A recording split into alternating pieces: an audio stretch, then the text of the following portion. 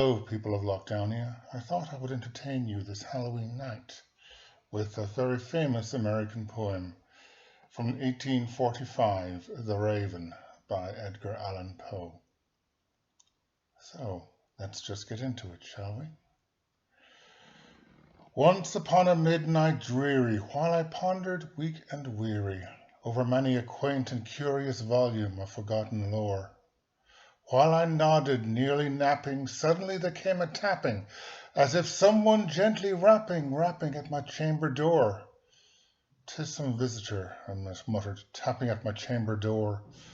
Only this, and nothing more.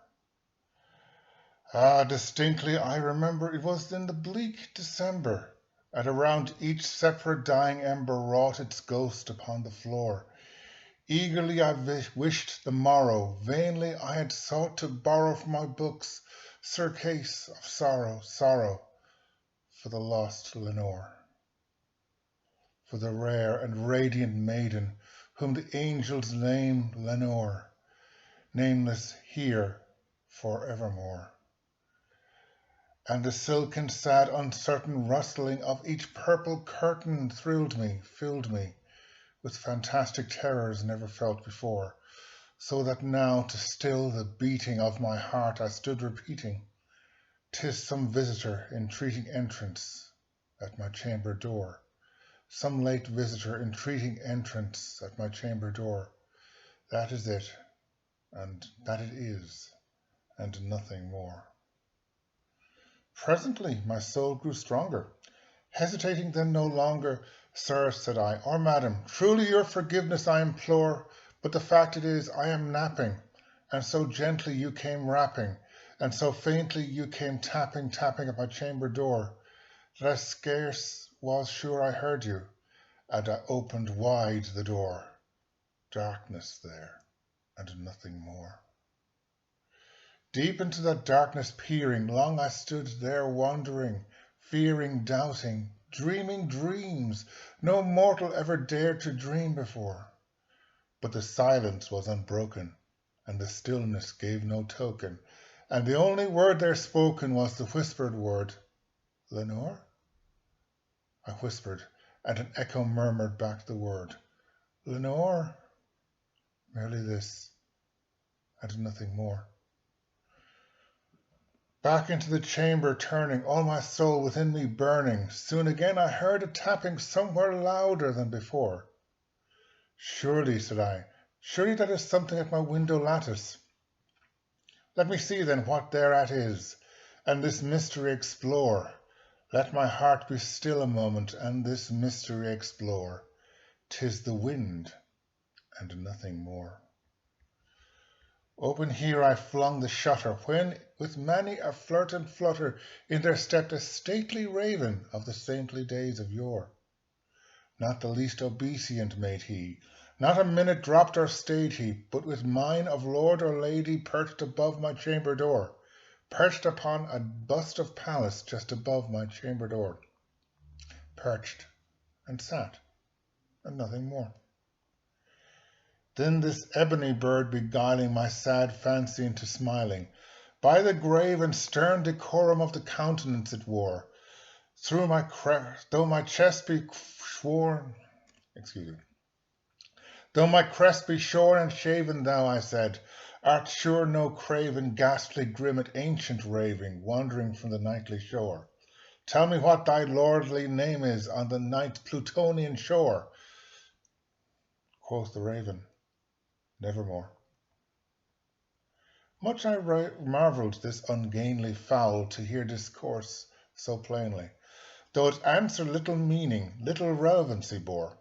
For we cannot help agreeing that no living human being ever yet was blessed with seeing bird above his chamber door, bird or beast upon the sculptured bust above his chamber door, with such name as Nevermore. But the raven, sitting lonely on the placid bust, spoke only that one word, as if its soul in that one word he did outpour. Nothing further then he uttered, not a feather then he fluttered, till I scarcely more than uttered, "Other friends have flown before. On the morrow he will leave me, as my hopes have flown before. Then the bird said, nevermore. Startled at the stillness broken by reply so aptly spoken, doubtless, said I, what it utters is its only stock and store, brought from some unhappy master, whom unmerciful disaster followed fast and followed faster, till his songs one burden bore, till the dirges of his hope that melancholy burden bore, of nevermore. But the raven, still beguiling my sad fancy into smiling, straight I wheeled a cushioned seat in front of bird and bust and door. Then upon the velvet sinking, I mistook myself to linking fancy unto fancy, thinking what this ominous bird of yore, what this grim, ungainly, ghastly, gaunt and ominous bird of yore meant in croaking, nevermore. This I sat engaged in guessing, but no syllable expressing, to the fowl whose fiery eyes now burned into my bosom's core.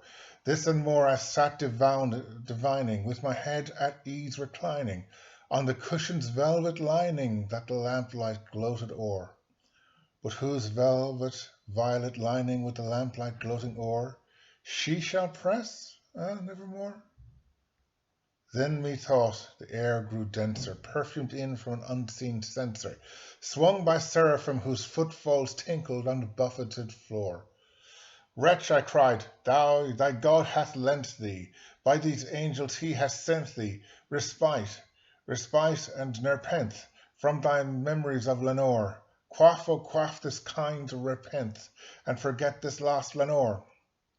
Quoth the raven, nevermore. Prophet, said I, thing of evil, prophet sin still, if bird or devil, whether tempter sent or whether tempest tossed thee here ashore, desolate, yet all undaunted, on this desert land enchanted, on this home by horror haunted, tell me truly, I implore, is there balm in Gilead? Tell me, I implore. Quoth the raven, nevermore.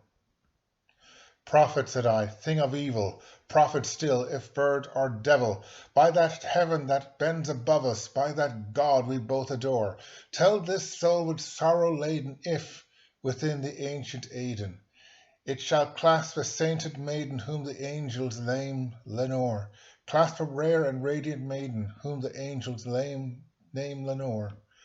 Quoth the raven, nevermore.